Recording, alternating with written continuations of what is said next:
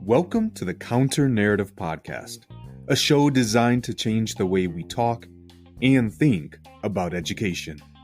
By sharing stories of successes and triumphs, we aim to challenge the dominant narrative that often negatively portrays our disenfranchised populations. I'm your host, Charles Williams, an urban educator for more than 15 years, a current school principal in Chicago, an educational consultant, an equity advocate, and the co-host of Inside the Principal's Office. Let's get started.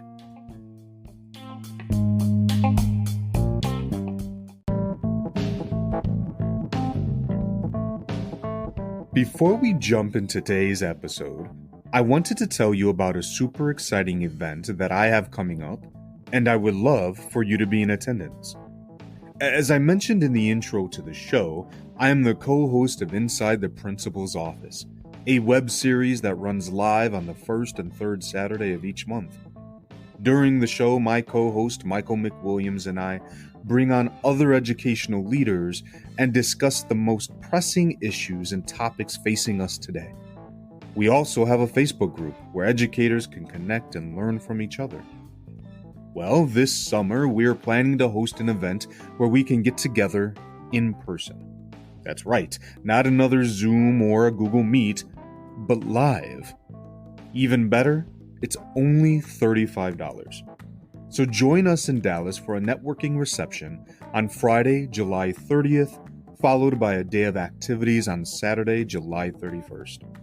Stop by our Twitter page, join us on Facebook, or check out an upcoming episode for more information. I look forward to finally meeting you.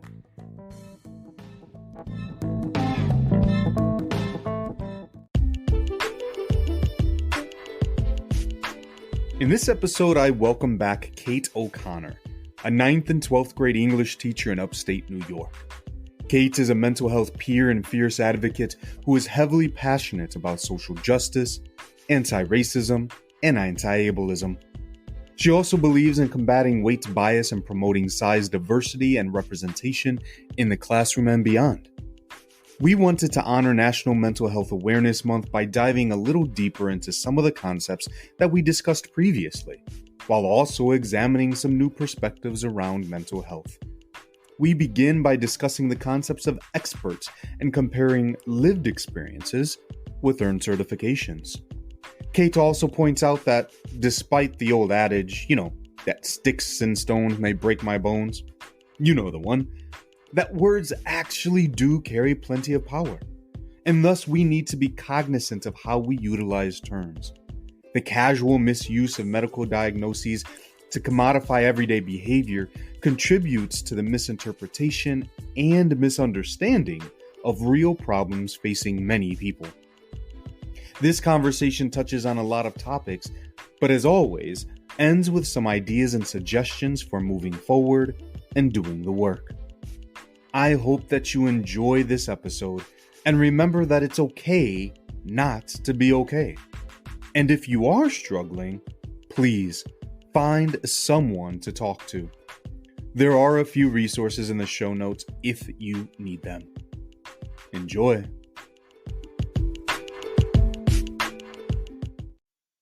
Hello and welcome back to the Counter Narrative Podcast.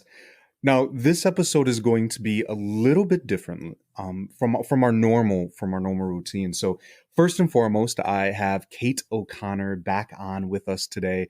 And some of you might be thinking, wait a second, that name sounds familiar, and it should, because Cait joined us not too long ago as we were discussing and we were finally connecting. And Cait had some amazing things to say around mental health. I know it caused me to pause and reflect. And so she and I touched base in between and agreed that it would be pertinent for her to rejoin us here in May on Mental Health Awareness Month to dive into some of those concepts a little more, to explore those ideas a little bit more. So I'm super excited to welcome back Cait O'Connor. Cait, how are you doing today? I'm doing well. It's so funny that you say, not that long ago.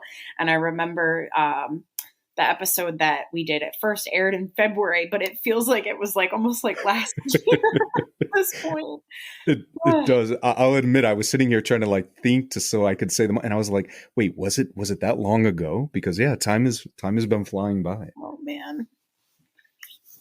So Cait, I know that you and I were talking a little bit before this, and so we don't have right the general setup of questions and flow of conversation here. So I think the first thing that I want to get out of the way, as our listeners are listening and they're thinking, all right, cool. We're talking about mental health. This is something that's important. He has this expert on, Cait O'Connor. And so I want to jump into that really quick because I know you and I were discussing a little bit the concept of what makes an expert an expert. So can we dive into that a little bit about why you're so passionate, one, about this field, but as well as why you would be considered, if you would even consider yourself, a so-called expert. So I always say with expert, like the word expert is it's so ego driven. At least in, from where I sit, but Mm-hmm. I think a lot of times I consider myself, a learner in process, even in things that I experience, right? Because at the last session that we had together, we talked about, a little bit about my own experiences and this notion of expert. I kind of tend to problematize a little bit when I'm thinking about it because, so often, even as an English teacher, we tell our kids, get the research, get the data, and add that to your essay, right? You can't just make something up and put it in an essay and say that it's fact. But, what if we considered ourselves and trusted ourselves enough to be the expert on our own lives? Just like we would extend and hopefully extend that to our students, right? Our students know themselves best. We know ourselves best. So, when I think of the word expert in terms of mental health, it's like, yeah, if someone can sit there and call me an expert because I know so much, I've read so much, I've lived so much. But at the end of the day, we're all always learning new things and new items of information to consider, even if it's an experience we've lived our whole lives. I love that you said that because you're right.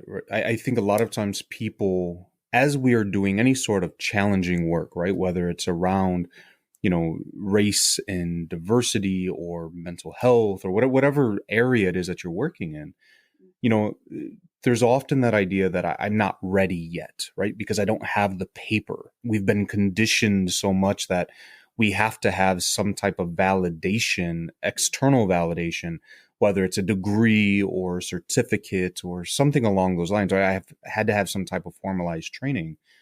When the reality is, like you said, is these are my experiences, right? What more validation do I need than to say, hey, I am sharing with you my story about my own experiences, and I am an expert in that area.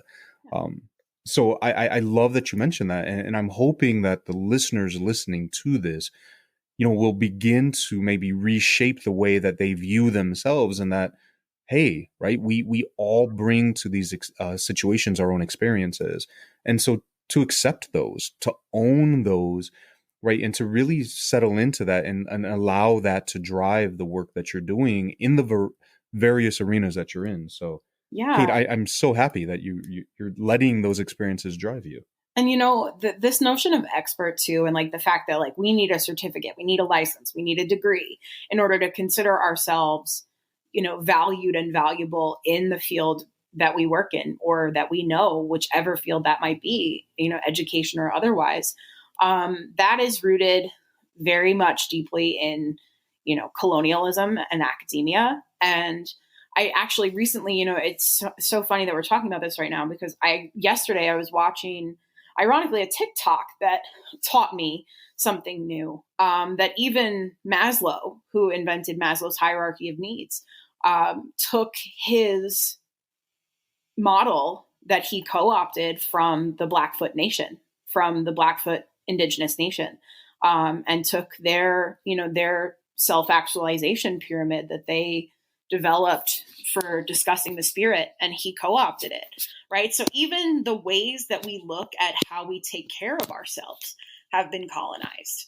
And that, sort of harkens back to the original podcast you and I did about how, mental health has been commodified. It's not only been commodified because it's popular all of a sudden, because, we're addressing issues of gun violence and school, and other things, right? It's now a pressing issue because it's in our faces, but it's been co-opted and reframed in the specter of whiteness and colonialism and racism for longer than now. And Maslow's hierarchy of needs and other items, that we consider to be fundamental to psychology are proof of that. So, Kate, I know we talked a little bit about that last time, right? And so I was hoping that maybe we can spend just a little more time, diving into that and unpacking that a little bit. I know we talked about, how we are quick, right, to stigmatize the real mental health issues, while at the same time, as you pointed out, kind of commoditizing, right? Like we are quick to say, oh, that's crazy or whatever it might be. But when somebody is legitimately experiencing mental health, we're like, like that's gross. Like I'm not touching that. Right. Or like so, what's wrong with you? Yeah. So can we just maybe dive into that a little more? Because I'm sure this is going to make some people kind of uncomfortable. Yeah. Right. But that's obviously why you're listening, right? Mm-hmm. Because you're used to sitting in your uncomfortableness, learning and growing. And so I'm just wondering, can we dive into that a little more? Yeah. I mean, if you're here right now, you're listening to a podcast called Counter Narrative. So if you're here, it's assuming that you're ready to hear something you didn't already think about. Right. But it's so interesting because I was thinking about the ways in which, not only our language shapes the way that we talk about, discuss, or think about mental health, but, even like instances like where we're seeing things in the media, right? And I don't mean media like news, I mean media like entertainment that we consume, right? This past week, I did a mini unit of TED Talks with my students, and I played one about bipolar disorder for them. It was Ellen Forney's TED Talk on her bipolar disorder. And, the kids kind of reflected on how they're used to seeing things like bipolar disorder as like a person who changes moods a bunch of different times throughout the same episode of a TV show, right? And this woman really put it into perspective for them that like bipolar isn't just moody, within minutes. I can be depressed for 5 months at a time and it'll last that long. And then I can be manic for 5 months at a time, right? So these mood states aren't as malleable and flippant as they're made out to be. And I think that misconception that, our students are watching and teachers are watching and non-mental health professionals, lay people are watching, and, they're getting that dose of this is what it's like to be bipolar, but it's really not, right? So the inaccuracies that people are consuming are harming the conversation and adding things to it that, people come with these preconceived notions, and it actually does harm to potential students or colleagues who might have these lived experiences, because what people think about them is not what they're really experiencing on a regular basis. So, I'm curious, Cait, would, like you said, right, we become so accustomed. And I think sometimes certain terms and jargon, right, they become part of our vocabulary. And so we're quick to say that, right? Like, oh, I'm bipolar, or I'm starving, or like we take these words that mean something completely different. And we just use them on a regular basis. And like you said, it tarnishes the reality of what that condition is. Yeah. And so I'm curious, for a listener who's listening and thinking, I never thought about that before, what are some, I guess, practical ways or just maybe reflection, right? Some strategies to say, how can I begin disassociating that, one, and as well as how can I stop maybe becoming comfortable using those terms? How can I begin to change my vernacular so that way I'm not contributing to this problem. Yeah. And to go really English teacher for a second, I think, this is a lesson that everyone needs to learn, not just the students in my own classroom. But, language and words have power, and we need to take that language and those words very seriously. Right. So we've kind of fallen back on stigmatized language to describe situations like, oh, like the weather's really bipolar today, or, oh, I have to go clean my house because I'm OCD, right? Things like that people say. I think that it's because we're so used to being so lazy with our language that we don't realize that the language we're using is not at all descriptive enough or accurate enough. So when people, use words like this, I think it's because they're not considering their language carefully enough or working to name what it is they're thinking or feeling or experiencing. And, using that rhetoric and falling back on terms that, give us a general picture of what that person might be going through, but aren't necessarily on target, is doing damage to the overall conversation. Because it gives, as you said, people with legitimate experiences or diagnoses sort of, it misrepresents their daily life. So, Cait, I think one of the last times when we talked, you said something that stuck with me, is that, that your inconvenience is my reality. And that is, it's stuck with me for, all this time, apparently since February. And I can only imagine that there may be people sitting here and thinking, oh, great, right? Now I have to continue adding to the list of words or things I cannot say, I cannot do because, I'm going to offend someone.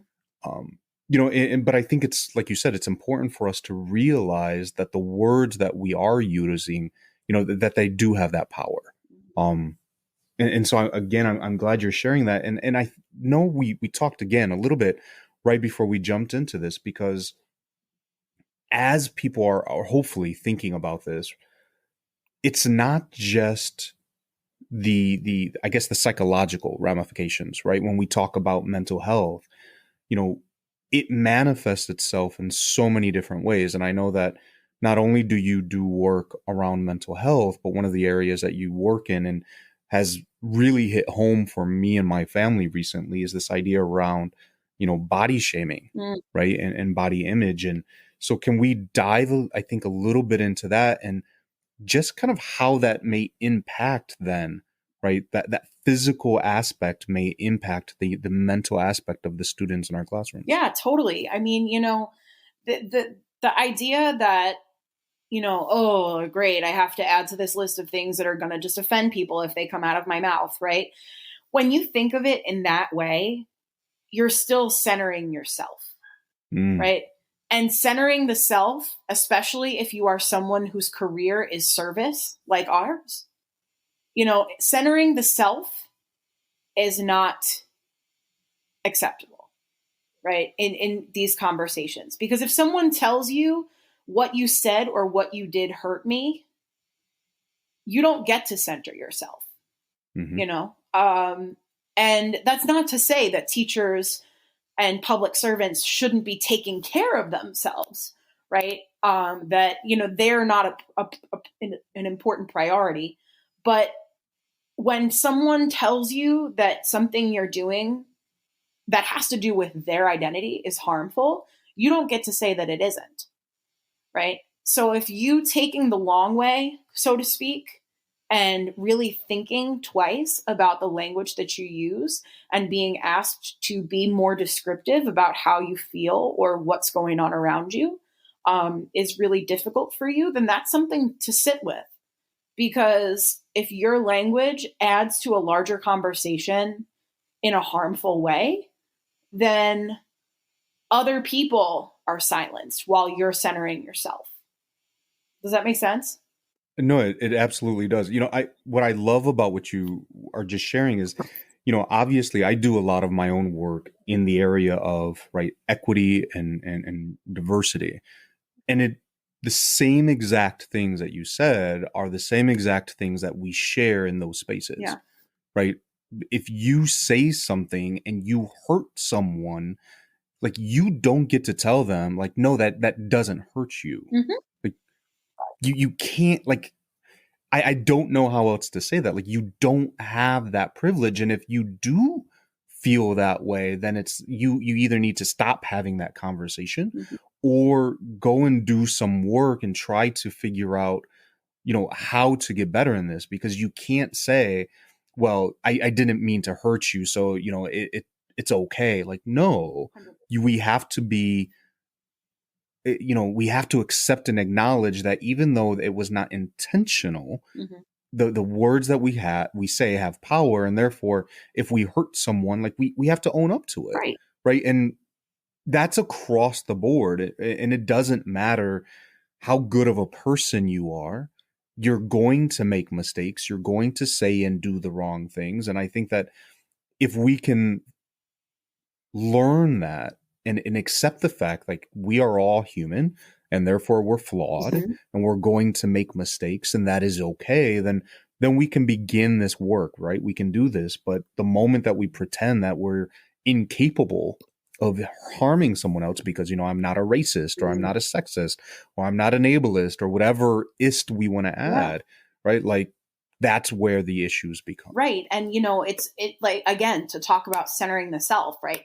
It's more than about just you hurt an individual person, right? In using stigmatizing language, you added to other people's perception of a larger conversation than just the two people that are talking in a space, right? So when we use words like that, like bipolar or OCD, or even, conventionally speaking, the R word, for instance, right?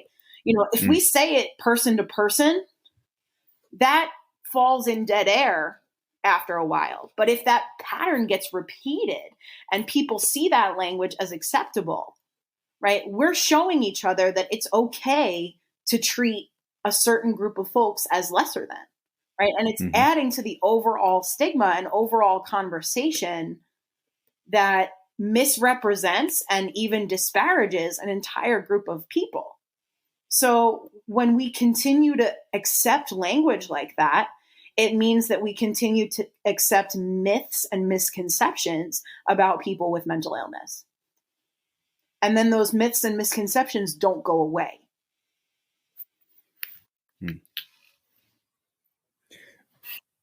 So, Cait, I know we are talking about, I mean, not in a way, we're talking about, concepts of privilege, right? There's a great graphic that I would try to add to the show notes of this that talk about all the different types of privilege. And I don't mean like, oh, well, I was just, born more wealthy, or I was like just race. Like there are so many areas that when we think about ourselves, me, even though I may be a black man, right? I'm still a man, right? So the fact that I am a male, the fact that I am able-bodied, the fact, that I guess that I would fall under the area of being socially acceptable as far as body weight and, my image, right? Those are all privileges that I think that we oftentimes don't think about, that on the other side of that coin exists individuals that, are harmed, right? Whether we realize it or not. And there was, again, I was listening to a book not too long ago, and they talked about that, right? In order for you to have privilege, it comes at the cost of someone else. Yes. And that is something that we have to realize, is that your privilege in whatever area that exists. And I know that idea of privilege rubs people the wrong way, but again, accept the fact that you do have privileges. We all do, but it comes at a cost of someone else. Right.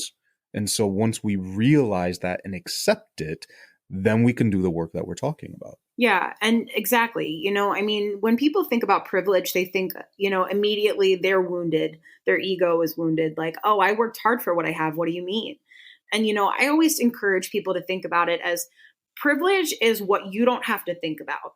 right? Yeah. Like, I don't have to think about, having racial slurs shouted at me, right?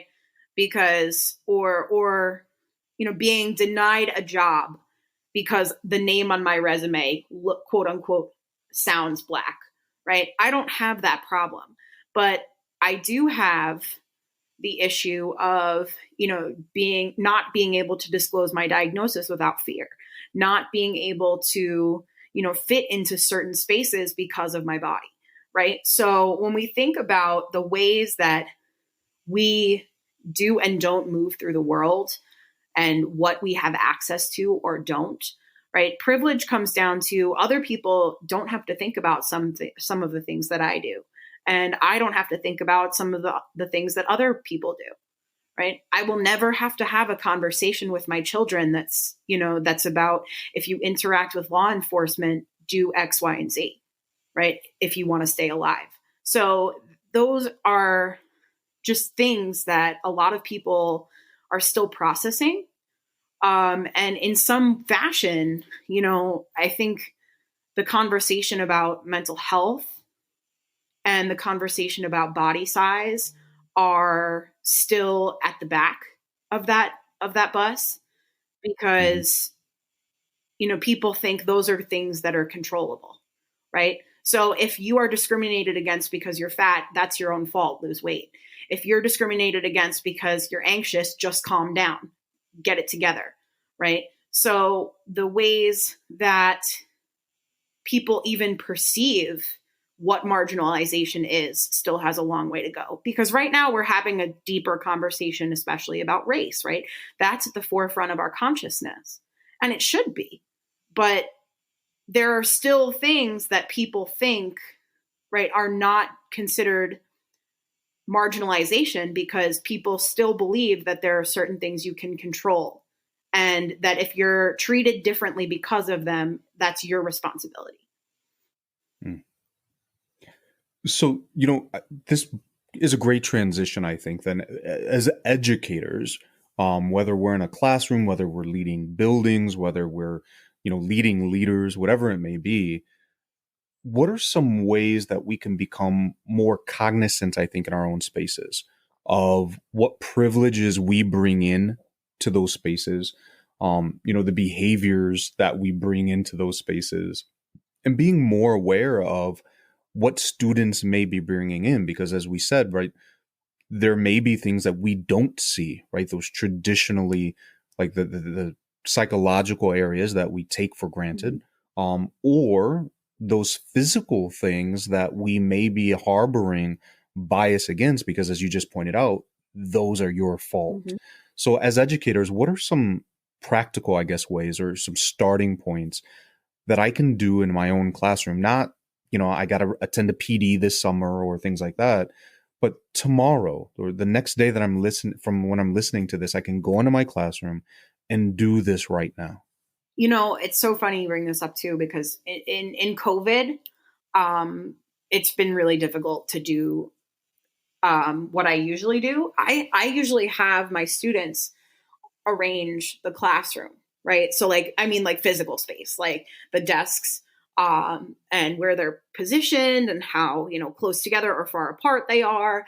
I often try to opt for desks that are detached. So like the chair is separate from the desk, because, certain people in certain bodies can't fit in those attached desks. They're monstrous. So even just the physical layout of your classroom, like let the students have a say in that, because ultimately it's their learning environment, right? And they should feel comfortable in that learning environment, right? Just because you don't have to sit in the desks that they use doesn't mean that those desks are okay.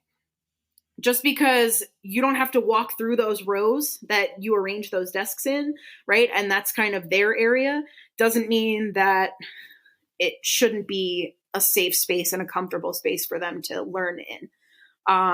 So, ultimately, and I said something similar last time, invite the students to show you who they are and what works for them. Because some things that you don't even think about, because you're not the student in that scenario, right? are blind spots for us. And even that word blind spots, there's a language thing that I'm still unlearning. Right. Right. Even just the idea of, like, I call them, instead of blind spots, I say knowledge gaps a lot of the time, right? Even the knowledge gaps that we have, let the students teach us who they are and what they need from us and what they need from even just the physical space that they're learning in for that 40 minutes or whatever amount of time. That's great. I think, there are things there that we don't often just think about, right? Like you said, the detached chairs and the desk, right? It might be convenient, or we arrange them because it's convenient, or it looks nice for Pinterest or whatever it may be, and then it's like, yeah, that child who is like, man, I don't fit in there, or I got to squeeze past, my peer to get into my seat, right? And then you're wondering, like, well, why are they shutting down? Why are they not responding? Not to mention, right, the deeper effects it's having on that child. We talk about the structures of the brain, right? That your class is no longer a safe space that you pride yourself on, but inadvertently you've just created, this traumatic environment for this child, and you're like, why are they shutting down? Why aren't they Because, learning? and in those cases, like, to get specific about, weight bias and body image, like, because that student literally, quite literally, does not fit in here, right? So Mhm. now they socially don't fit in here. And when we create spaces like that, whether with the physical space, with the space we create with our language, right? Because we can create space or not create space with the words that we do and do not use. And the words that we do and do not use in front of our students signals to them, this is not a place where I belong. So, as educators, it's so important to consider the language that we use, not just around our students, but around each other. Even in pandemic, I think, because of my own internalized mental health stigma with being so terrified of being open about that experience at work, or at school, I've defaulted to, and we all do this, I've defaulted to, hey, how are you? I'm good, thanks. How are you? Right? Even if I just cried in the bathroom or woke up with, an insane anxiety stomach ache that morning, the default answer is fine, thanks. How are you? Right? Even when we're not fine. So I think that, even being inauthentic around each other is hurting that conversation that we need to have about mental health overall. The inability to just straight up be like, yo, I'm not okay. Even in a Mhm. year when everybody else is okay, because Yep. no one's okay this year. We all know that, right? If you're shooting rainbows, you know, this year, I don't believe you.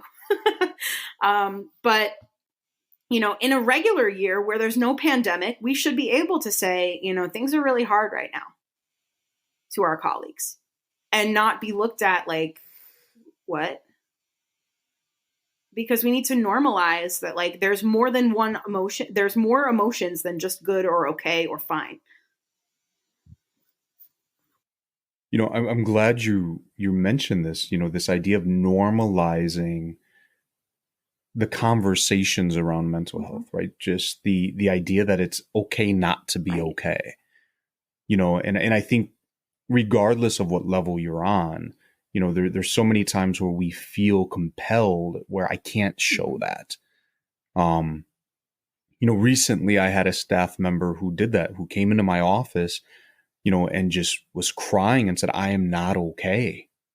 I am struggling right now, and felt, you know, I'm not sure the word I want to use here, but it was almost like, how can I try to teach kids to be okay with not being okay? How can I teach them to love themselves through these situations when I can't do it Right. myself? Right. And, I created a space where, the staff member was able to kind of process and to share that with me. And, it felt comforting to know, like, hey, you feel okay enough to share this with me.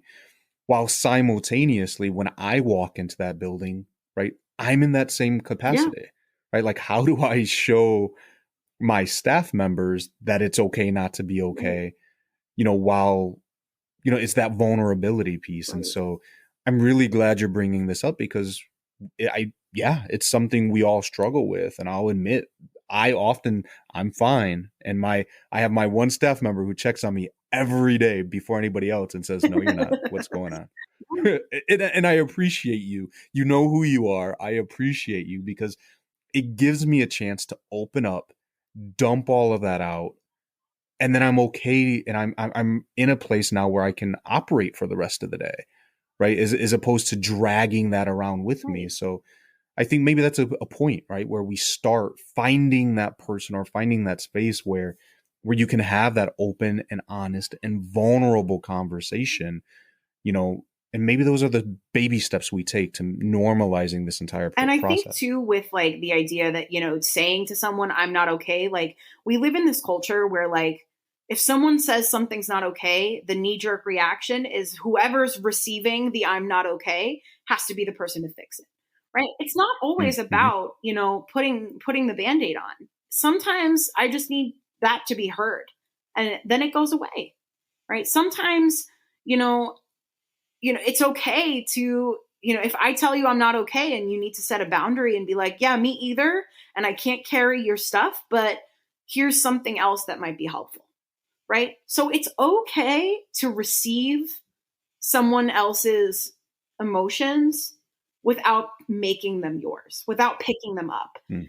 and something that's been frustrating to me, especially in the pandemic, is now that everybody has gotten a taste of what it feels like to be anxious or be burned out or be depressed because isolation and overwork and school burnout, everyone kind of knows what it's like a little bit. But like, are we going to extend that same compassion to people who lived with these conditions prior to Mm. neurotypical people experiencing them? Mm-hmm. That's the day that I'm waiting for, is when all of this is over, how do we continue to treat people with mental illness?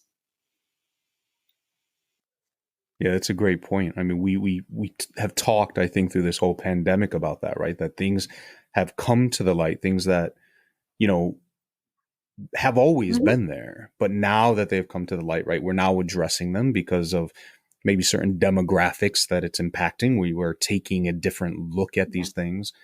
But you're right, like when things kind of return back to whatever normalcy we're going to have, like, are we going to then brush these things back under the carpet where they used to be? We talk about it with curriculum. We talk about it with, race and diversity, right? Like, this is yet another area. And I'm sorry for the people listening, like, oh my God, yet another area. But like, no, yeah, this is something else that we need to make sure that when all the dust settles, that it's still being held up to say, all right, like, can we talk about this Mm-hmm. still? Yeah. Oh, Cait, I'm so excited that you're able to come back on. And I have a feeling, it's not a feeling, it's just me projecting my thoughts out here, that you will not be a stranger to this show.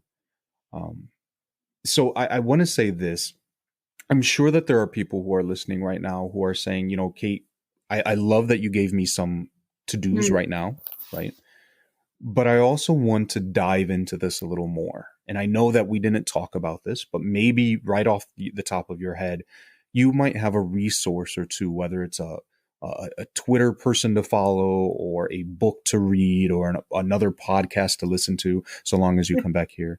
Um, just where can I might be able to go to do a deeper dive into either understanding mental health a little more, to appreciate it a little more, or even to begin doing that self work, so that way I'm not so self-centered while I'm doing that work. Yeah. I think so. For in terms of, ooh, I have like so many things that just popped in my mind. But the one thing that I love is actually back home in our Twitterverse. It's the hashtag PTSD and Beyond chat. It's every Monday at 8 p.m. EST, Eastern Standard Time. And they talk about any and all things mental health weekly, but it's also sort of a slow chat so that like people can use the hashtag if they need support. And it's run by a fantastic woman named Dr. Deborah Lind. And she kind of keeps track of the hashtag to see if there's anyone throughout the week who needs assistance. And it doesn't have to be for post-traumatic stress. It can be for any mental health concern at all. So that's a resource that I really love and spend a lot of time with throughout the week, most weeks. Okay. Awesome. Thank you. I know it's not about this, and this may spark up a little bit of a conversation here. That's okay. People are like, wait, I thought it was ending. I just always, we've had a lot of conversations around mental health in my other spaces, and the one thing that I think bothers me is, I guess, the overall lack of the availability of supports. I personally, I recently encountered, somebody was in a space where they were receiving supports, and, the amount of individuals who were, it was like, it was all based on like insurance, right? Not on your recovery, not on your status, but on insurance. And it was like, well, I'm sorry, your insurance is done. You have to now leave. And it's like, wait a second. Yeah. We have all of these supports in other areas, right? Or reactive sort of things, right? Like, I just wish that we would be able to develop systems, and for the individuals out there who are doing this work, like, please make this your thing. Because obviously I'm in these other areas, but to be able to say, you know what, I can pick up that phone, and to talk to somebody at any point before things happen without having to worry, like, do I have insurance? Yeah. Right. And not just to get screened, not just to say, okay, yeah, this is, potentially what you're going through. Let's find you an expert. But like, why don't I have relative ease to access therapists and psychiatrists and psychologists, whoever it may be that I need to connect with. And then we sit back and we wonder why we see the symptoms of these, right? In the world, right, of the mass shootings and, the chaos that we see. And it's like, well, maybe, just maybe, if that person had access to, comprehensive mental health supports, maybe those things wouldn't have happened. And not just comprehensive mental health support, but continuous mental health support. You just hit the nail on the head. Yes. Like, I've experienced so many intake appointments that it's like, can I just talk to the same person more than once and not have to tell them why I feel this way several times before I, receive the assistance that I need, right? Even the idea of psychiatric hospitalization.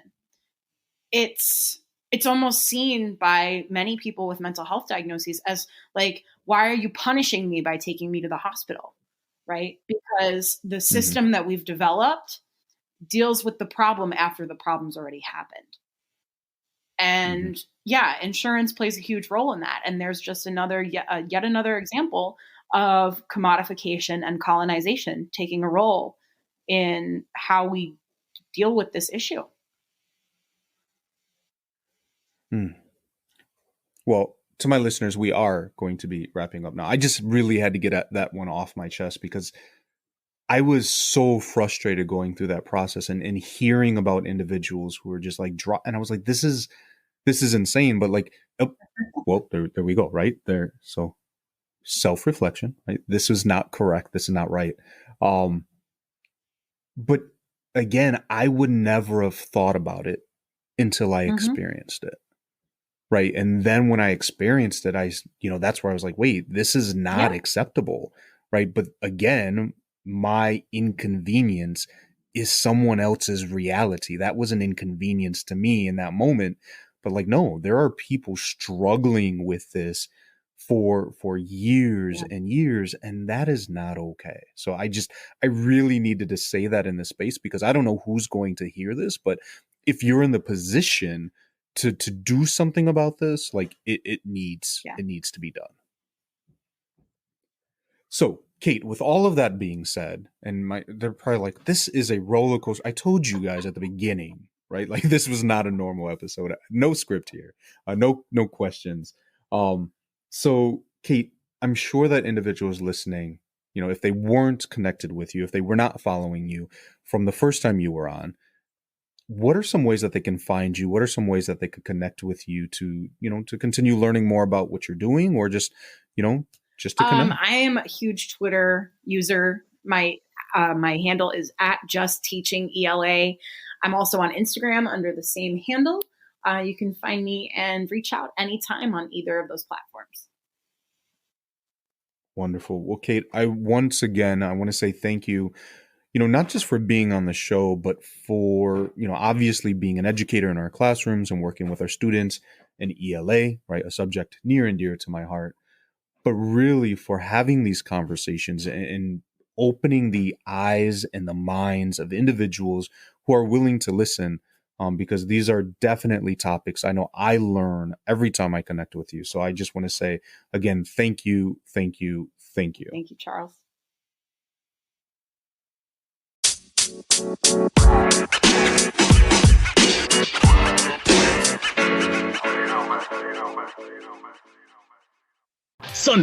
Sunday. June 27th, join us for EduPodLoza.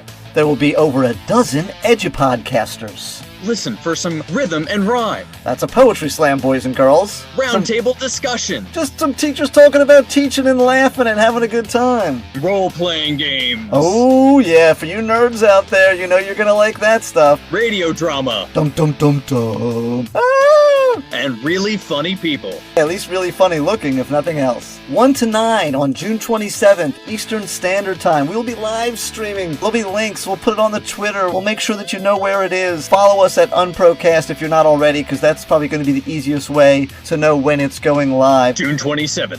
Free up your calendar now. Thank you. I want to thank you for listening to the Counter Narrative Podcast.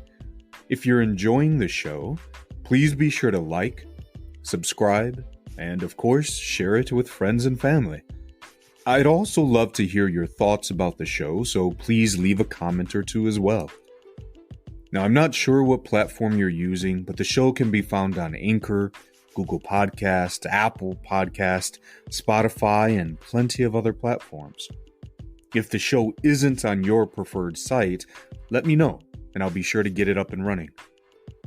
This podcast is also featured on schoolrubric.com, where you can find educational articles, videos, and interviews with educators from around the globe. Be sure to connect with me and other listeners by following the show on Twitter at the CN Podcast and joining the show's Facebook group. Take care.